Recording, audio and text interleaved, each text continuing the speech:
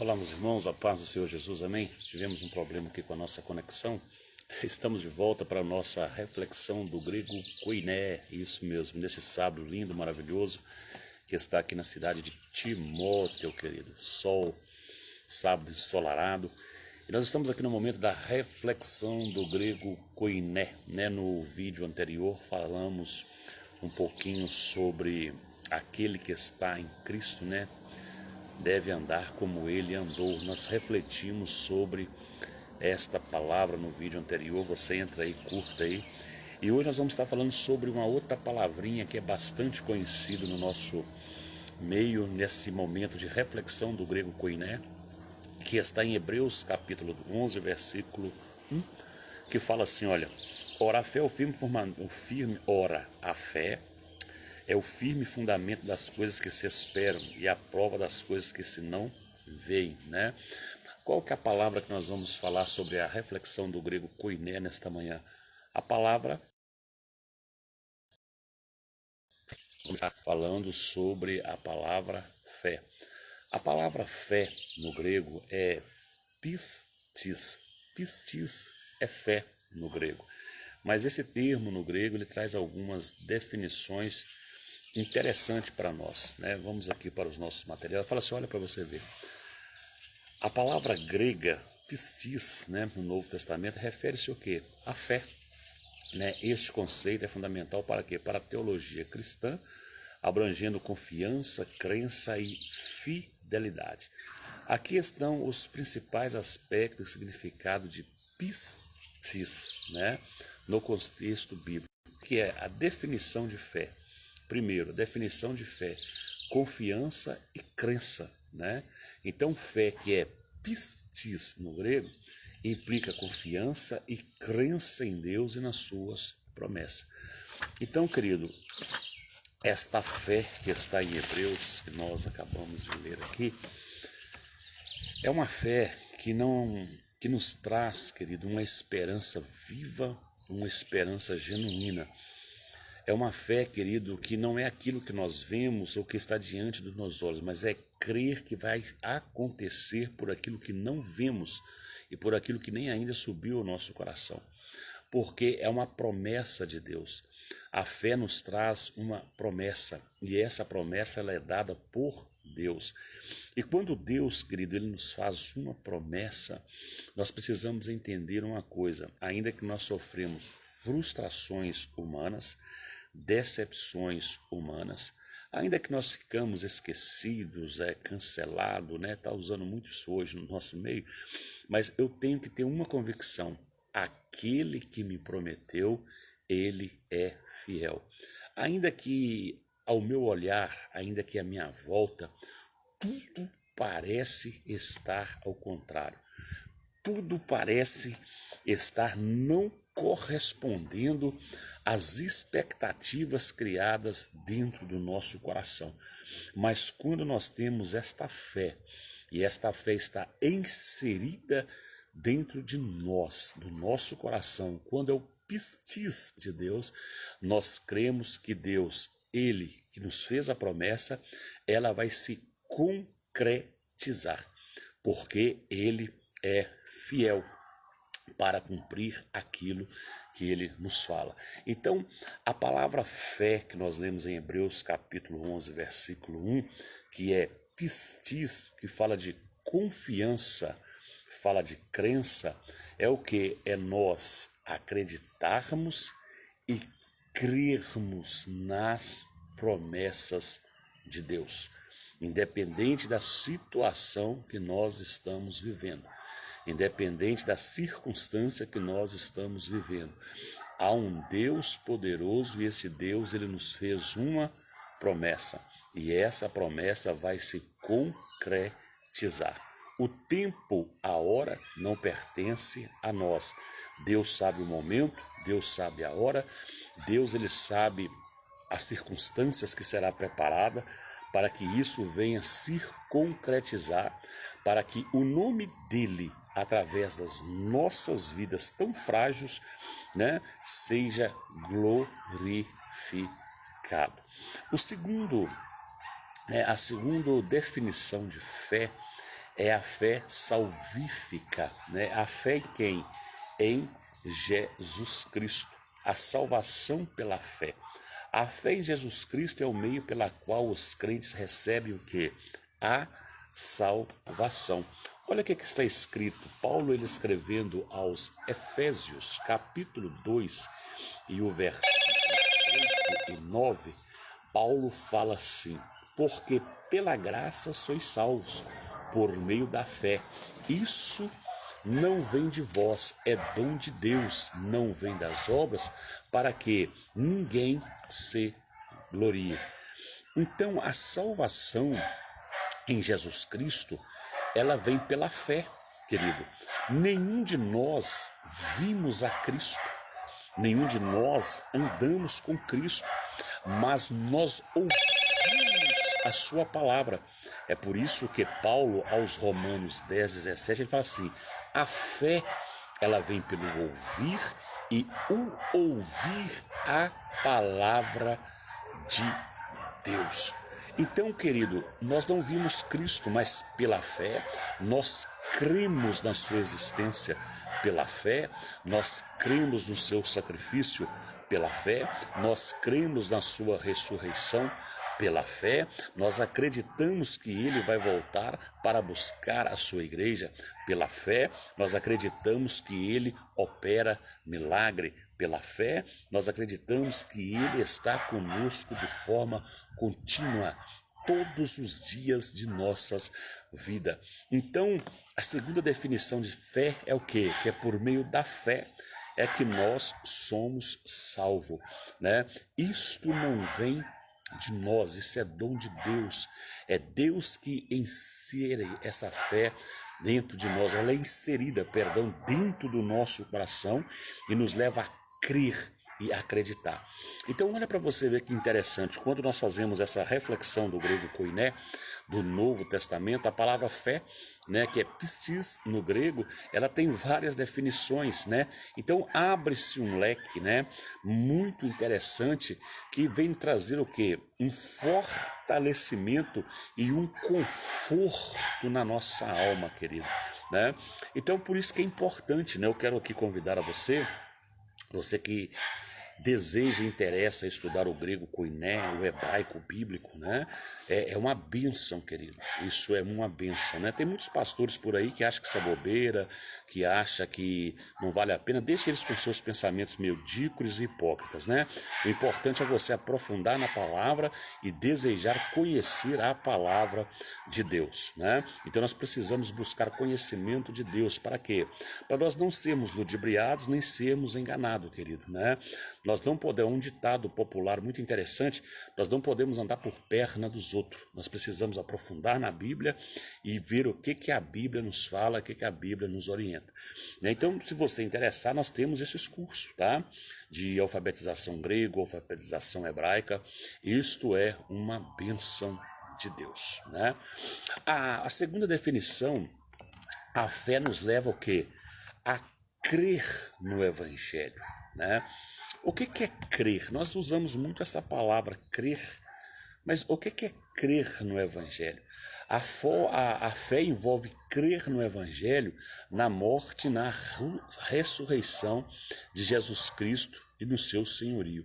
Em Romanos capítulo 10, versículo 9, fala assim, ó, está escrito: se com a tua boca confessares ao Senhor Jesus e em teu coração credes que Deus o ressuscitou dentre os mortos, será salvo. Deixa eu só dar uma palhinha aqui, queridos. Olha, nós, principalmente nós, da linhagem pentecostal, né? Nós achamos que o maior problema da igreja de Corintos, né, está relacionado aos dons espirituais, né? Nós dessa linhagem pentecostal, visão pentecostal. Mas eu quero te dizer, querido, eu quero falar para você que nós estamos equivocados. O maior problema da igreja de Corintos não está relacionado com os dons espirituais. O maior problema da igreja de Corintos está relacionado à ressurreição de Cristo. Se você pegar 1 Coríntios capítulo 15, você vai entender isso de uma forma bem abrangente e detalhada. Paulo, ele estava lutando e batalhando para levar os irmãos a crer e a entender que Cristo tinha ressuscitado dentre os mortos. Isso para os filósofos gregos, para os judeus, era muito difícil eles crerem nisso e acreditar nisso. E Paulo, ele tira o capítulo 15 de Coríntios para falar desse assunto de uma forma bem abrangente.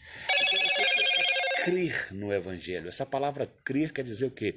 Eu acredito fielmente, eu creio fielmente.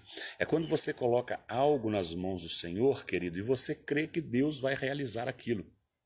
Deus, ele vai fazer aquilo. Né? É uma confiança que excede todos os entendimentos humanos. Então, crer é eu acreditar que Deus, ele é poderoso, independente das circunstâncias humanas, querido. É acreditar que Deus vai fazer. É acreditar que Deus, ele é poderoso. Né? É por isso que a Bíblia fala assim, ó, tudo que pedires em oração, crendo o recebereis. Então, se você orou, você colocou nas mãos do Senhor, creia, acredita que ele vai fazer, que ele vai operar. Independente se alguém crê, se alguém não crê, é você que tem que crer. É você que tem que acreditar, né? Ninguém precisa crer por você, ninguém precisa acreditar por você. Ninguém precisa achar que se Deus vai fazer ou não na sua vida. É você que tem que crer, querido. Independente de onde você está, independente da circunstância, você acredita que Deus, ele vai fazer. Que Deus, ele vai realizar. Porque Deus, ele é fiel. E Deus, ele usa meios que às vezes nós não entendemos, mas ele é fiel para realizar. A terceira definição de fé é a fé e as obras. O que é isso? Isso é muito interessante porque, olha o que é que fala assim, ó, a fé viva e ativa. Né? A fé tem que ser uma fé viva e uma fé ativa. A verdadeira fé é demonstrada por obras. Né? Olha o que está falando em Tiago, capítulo 2, o versículo 17, está escrito assim. Olha assim, assim também a fé, se não tiver as obras, é morta em si mesmo. Então, querido, olha, não adianta eu falar que eu tenho o amor de Cristo na minha vida, não adianta eu pregar o amor de Cristo às pessoas, mas eu não demonstro esse amor na prática. Eu não exerço este amor na prática. Então, o amor de Cristo que eu prego, ele precisa ser exercitado na prática. Né? Hoje falando sobre o amor, mas é só da boca para fora, querido. É um amor fútil, é um amor espúrio. Né? Não é um amor verdadeiro. É um amor de conveniência, é um amor que estão falando por falar. Né? Então, nós precisamos praticar este amor. Né? Eu gosto muito de meditar numa literatura de James Camp, né? Quando ele fala sobre pastores em perigo. Ele fala que uma pesquisa realizada, 70% daqueles pastores falam no púlpito, eles não fazem o que eles pregam. Né? E é uma grande verdade que nós estamos vivenciando. Nós vemos pastor falar sobre amor como se ele fosse o mais amoroso, né, em cima do púlpito. Mas aquilo é só de boca para fora, porque na prática ele não concretiza aquilo. Então a fé viva é eu crer em Cristo. Eu creio que ele ressuscitou dos mortos, eu creio que ele vai voltar, eu creio que ele perdoou os meus pecados, eu creio que ele me salvou. A fé ativa é quando eu exerço este amor, né? Eu pratico este amor através das minhas obras. Amém, querido? Isso é muito interessante, né? A expressão prática, olha para você. As obras não são a base da salvação, mas a expressão prática da fé genuína, né? A fé verdadeira resulta em ação que reflete o que? O caráter e os ensinamentos de Cristo. Então, a fé prática é quando eu falo deste amor, mas eu exerço este amor. A fé prática é quando, querido, eu falo que eu tenho fé em Deus, mas quando tudo está ao contrário, quando tudo está difícil, quando tudo está contra, né? Eu creio que Deus está no controle. Eu creio que Deus está no equilíbrio de todas as coisas e que o nome dele será glorificado e o nome dele será exaltado. Amém? Então, esta é a terceira definição da fé. A quarta definição da fé, que é pistis, melhor dizendo, pistis no grego, é a fé como dom de Deus, a capacitação divina. Olha para você ver e fala assim, a fé é vista como um dom de Deus, concedido pelo Espírito Santo.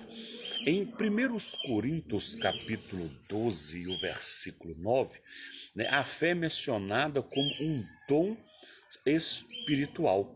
Então a fé, ela é um dom dado por Deus a todos nós. Isso não é coisa nossa, querido, O homem ele traz consigo a fé natural. Todo ser humano traz consigo a fé natural, de crer em alguma coisa ou de não crer em nada. Isso é chamada de fé natural. Nós temos a outra fé que é chamada a fé salvífica. É a fé que nos leva a crer que Jesus Cristo é o nosso Salvador. E tem algumas outras, mas agora nós estamos refletindo sobre pistis, a fé, que é como o dom de Deus. Então é um dom que Deus nos dá. O papel do Espírito Santo, O Espírito Santo é quem gera e fortalece a fé nos crentes, capacitando a viver de acordo com a vontade de Deus. Então, a quarta definição da fé, o pistis, que nós lemos em Hebreus capítulo 11, versículo 1, nos fala que a fé é um dom de Deus. É Deus que gera em nós esta fé. Fé, querido, é algo que você não tem como você medir na vida de ninguém. Não tem como eu falar que alguém não tem fé, não tem como eu falar que alguém tem muita fé. Fé é uma coisa que não tem como nós julgarmos na vida de ninguém, porque é uma coisa que está no interior da pessoa. E tem pessoas que às vezes vai nos surpreender, querido, com esta fé. Tá bom? É uma coisa que não dá para julgar, não dá para falar fulano tem pouca fé, não, isso não cabe a nós. Nós não temos o direito de falar isso, porque isso é algo dado por Deus, é algo que o Espírito Santo capacita a cada um, Então não tem como nós nivelarmos a fé de ninguém, julgarmos a fé de ninguém, querido, Há pessoas que nós olhamos, nós julgamos ter muita fé, mas quando é provado, ele afasta-se da igreja, afasta-se dos caminhos do Senhor. E tem pessoas que às vezes você olha e você fala, essa pessoa é de pouca fé, mas quando ele é provado, ele fica firmado nos caminhos do Senhor. Então é coisa que não nos cabe julgar. Nós não podemos julgar isso a ninguém.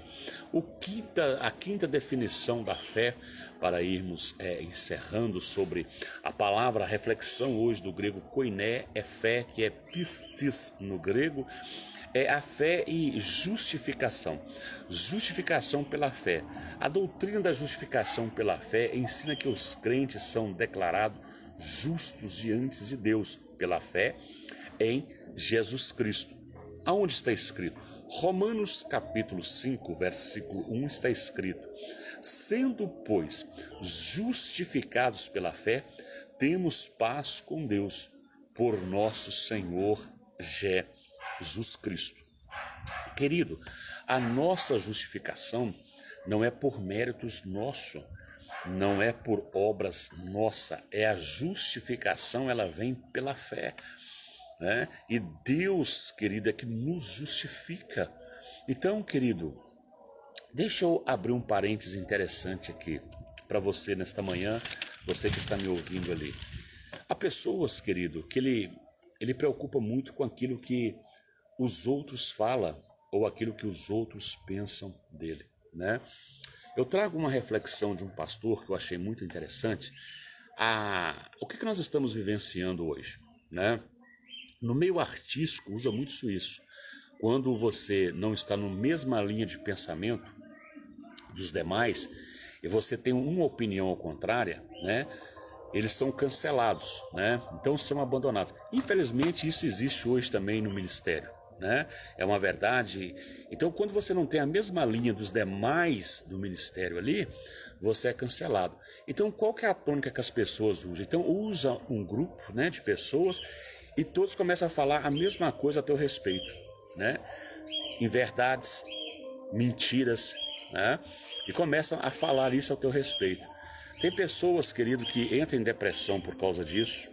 Tem pessoas que abandonam o ministério por causa disso, né? Tem pessoas que abandonam a sua chamada por causa disso, né?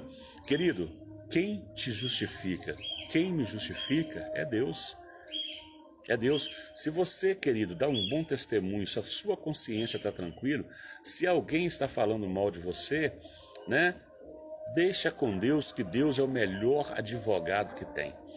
O melhor advogado que tem é Deus. O melhor promotor também que tem é Deus. E o melhor juízo também que tem é Deus. Então, Deus, ele nos justifica. O nosso maior acusador das nossas almas é o diabo. É ele que todo dia nos acusa. Todo dia ele mostra os nossos erros, mostra os nossos pecados. Infelizmente, querido, há um escritor indiano, me fugiu o seu nome aqui agora.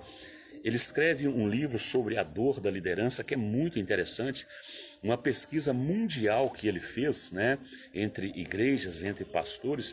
Ele fala que de cada 100 membros em uma igreja, um desses membros empresta o seu coração para o diabo, para atormentar a igreja e atormentar a liderança, atormentar o ministério.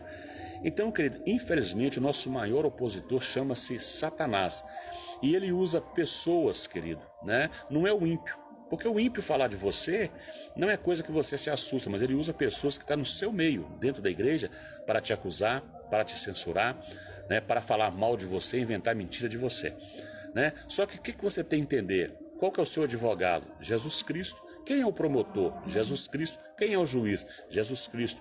Então, pela fé, nós somos justificados, querido, né? Nós somos justificados. Esta justificação pela fé nos traz uma esperança viva, nos traz uma paz verdadeira, né? Alguns exemplos para nós irmos para a nossa última etapa, que fala assim, exemplos de quem? Abraão, né? Fragmentamente citado como exemplo de fé, sendo justificado a sua fé nas promessas de Deus. Em Gálatas capítulo 3, versículo 6, está escrito assim, ó, assim como Abraão creu em Deus e isso lhe foi imputado por justiça. Querido, creia em Deus. Não perca seu foco, não perca seu alvo, não perca sua direção. Deixa Deus te usar, deixa Deus trabalhar. O que está em sua volta não pode te contaminar. O que está à sua volta não pode impedir o teu caminhar. O que as pessoas estão dizendo a teu respeito, se é bom, se é ruim, não interessa. O interessa é que você é justificado por Deus, né? Essa justificação é pela fé, querido, né? Somos justificados por Jesus Cristo, o nosso Senhor. A outra definição, a sexta definição da fé, né? Ela vai falar sobre o quê? A fé e a perseverança. Então, na reflexão do grego koiné, nesta manhã, nós estamos falando sobre fé, que no grego é pistis, tá? Pistis no grego. É a fé e a perseverança, né? Perseverança na fé. A fé autêntica é caracterizada pela perseverança, mesmo em meio à dificuldade e a provações. Olha o que fala em Hebreus. Hebreus capítulo 12, versículo 2, tá? Está escrito assim, olhando para Jesus, autor e consumador da fé, a qual pelo gozo que lhe estava proposto, né, suportou a cruz, desprezando a ignomínia e estando assentado à destra do trono de Deus. Então a fé, o pistis, ela nos faz perseverar. Ela nos dá uma perseverança, querido. Ela nos faz prosseguir em meio à luta, em meio à batalha, em meio à dificuldade, em meio à crise, né? Em meio às enfermidades, né? Eu me lembro que quando eu retornei para Timóteo, né, enfermo, fui desenganado pela medicina, irmãos, né? Tem todos os documentos ali, todos os exames, né? Tá tudo ali, os exames, tudo. Eu me lembro que quando o médico falou comigo, ele falou comigo assim, olha, você sabe o que você tem? Eu falei, não, você está vivendo morte súbita, você vai cair e vai morrer a qualquer hora devido ao problema no seu coração. Né? Na hora, querido, como todo ser humano, a gente fica sem chão, né? Dá aquela tristeza, só que aí a nossa esperança é renovada. Eu lembro que todo dia o Senhor renovava a nossa esperança, né? E hoje, graças a Deus, estamos curados com um coração novo, né? O Senhor operou um milagre, tem ali 2 exames comprovando isso pela medicina. Não é coisa de boa, não. Na medicina, 2 exames ali, né? Um exame ali pautado no que eu tinha, o outro exame tá lá, sem nada, né? Quando eu fui fazer o segundo exame, o médico falou, não tem como te encostar nem te afastar, porque o senhor não tem nada. O colesterol do senhor tá bom, glicose tá bom, o coração do senhor tá bom. Então tem os 2 exames, um atestando a enfermidade e o outro a cura. Isso é porque oração. A igreja Dona Rita perseverou orando, né? Estivemos orando e o Senhor, então, nos trouxe a cura. Então você precisa perseverar. Persevera, querido. Seja perseverante, né? Ainda que todos te viram as costas, ainda que todos falam que você morreu, né? Acabou não, querido. A última palavra é de Deus. Quem dá a última palavra concernente à tua vida é Deus, não é o homem, né? O homem pode falar aqui, mas quem te chamou foi Deus, quem te elegeu foi Deus, quem te vocacionou foi Deus, quem te justifica foi Deus, quem te prepara é Deus, né?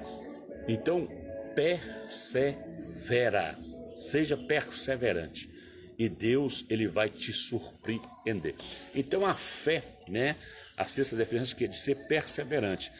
A sétima, para nós encerramos, fala a fé e a comunidade cristã, a unidade na fé. Fala assim, olha, a fé comum une os crentes em uma comunidade espiritual. Em Efésios capítulo 4, versículo 5, Paulo descreve um só Senhor, uma só fé e um só batismo. Então a fé, ela nos une a uma comunidade cristã. Só que tem que ser o quê? Esta fé ela tem que ser uma só, né? Tem que ser o mesmo Senhor, a mesma fé e o mesmo batismo. Ela não pode ser uma fé deturbada, tem que ser uma fé mútua, uma fé que gera unidade, né? E não divisão, né? Olha para você ver, Paulo falando assim, ó, edificação mútua, os crentes são chamados a edificar uns aos outros na fé. Então nós temos que edificar uns aos outros na fé, né? Encorajando e fortalecendo a fé mútua. Em 1 Tessalonicenses, capítulo 5, versículo 11, está escrito assim, pelo que exortai-vos uns aos outros e edificai-vos uns aos outros como, né, também o fazeis. Então a fé, o sétimo significado é a fé da comunidade cristã. É nós edificarmos uns aos outros, é nós renovarmos as esperanças uns dos outros, querido, né? Então é isso que é o Evangelho de Cristo, né? O Evangelho de Cristo, querido, não é isso que nós estamos vendo, né? É um querendo puxar o tapete do outro, é um querendo ser mais do que o outro, é um querendo aparecer mais do que o outro. Isso não é Evangelho. Isso nunca foi Evangelho de Cristo. O Evangelho é uma fé mútua.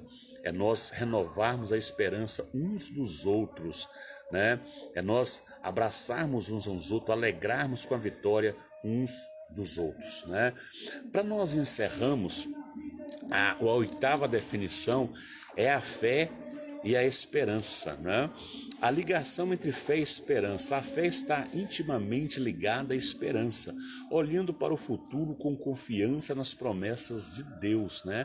Nós já lemos aqui Hebreus 11, né, versículo 1, que fala assim, ora, a fé é o firmamento das coisas que se esperam e a prova das coisas que se não se veem, né? A esperança da vida eterna, né? A fé em Cristo dá aos crentes a esperança da vida eterna. Em Tito, capítulo 1, e o versículo 2 está escrito, na esperança da vida eterna, a qual Deus, que não pode mentir, prometeu antes dos tempos eternos. Então, querido, a nossa reflexão hoje, ela foi sobre palavra fé. A reflexão do grego koiné, ela foi na palavra fé, que é pistis, né? Fé. Então nós trouxemos aqui algumas definições dentro do termo grego para nós entendermos nesta manhã. Querido, eu quero deixar o meu abraço para todos vocês que estão nos ouvindo, que Jesus te abençoe. Querido, nós estamos num grande projeto missionário, né? Estamos num projeto Argentina. Estamos aí para fazer uma viagem para a Argentina. Devo estar indo em Cutocró, na Argentina, né? E você que quer fazer parte desse projeto, querido, eu vou deixar meu Pix aí nos comentários, né? Nós temos que juntar aí até o mês de janeiro entre R$4.000 e R$4.500 para a gente estar fazendo esta viagem. Vamos estar indo em Cutocró, na Argentina, e vamos estar indo em Mendonça, na Argentina. É o projeto missionário Argentina, né? Nós falamos sobre fé, querido, né? E nós temos que crer naquilo que Deus nos fala, né? O Senhor renovou a nossa fé, renovou a nossa saúde, a nossa esperança, e o Senhor nos fez uma promessa que nos levaria aos 4 cantos da terra, né? Então nós vamos aí, se Deus permitir, no mês de janeiro, dando tudo certo, nós vamos estar indo para a Argentina. E eu convido a você, vou deixar meu Pix, querido, aí. Nós estamos nessa campanha, né, missionária argentina, Cutocró, na Argentina, e Mendonça, né? Nós precisamos arrecadar R$4.500. E se você quiser nos ajudar, eu vou deixar meu Pix, tá? Você que me conhece, você que conhece a minha índole, tá? Muitos irmãos nos conhecem a nossa índole, né? Já fizemos algumas viagens para o Mato Grosso, na casa do pastor Stanislau, um grande amigo que eu tenho ali no Mato Grosso, irmãos, né? Quero deixar aqui um abraço para o pastor Stanislau, um grande amigo que sempre nos recebe ali com amor, com carinho e com dedicação. Então você que conhece a nossa índole, você que conhece o nosso caráter, eu vou deixar meu Pix. E você, querido, né, se quiser estar nos ajudando, nos ajude. Até janeiro eu tenho que juntar isso aí, R$4.500, para nós estarmos fazendo essa viagem. O que é isso, querido? É uma viagem missionária, irmãos. Eu não peço ajuda a ministério, tá? Porque ministério, infelizmente, muitos não estão nem aí para isso, né? Então é trabalho individual missionário. Individual. Então nós estamos fazendo esse trabalho de missões. É uma promessa que o Senhor nos fez de nos levar aos 4 cantos da terra, né? E eu creio que o Senhor vai nos levar, querido, porque Ele é o dono da terra, Ele é o dono do ouro, Ele é o dono da prata. Olha, que Jesus te abençoe, que Jesus te guarde, tá? Ó, um abraço aqui para minha prima Cislaine, pastor Leonardo, grande amigo aí. Que Jesus te abençoe, querido. Estamos encerrando. Semana que vem nós vamos trazer mais algumas palavras, né? Semana que vem eu quero tirar 2 dias da semana para ver se eu trago agora no hebraico, tá bom? Nós estamos aqui no grego e agora no hebraico. Querido, um grande abraço para todos vocês. Que Jesus te abençoe, que Jesus te guarde de forma poderosa. Amém?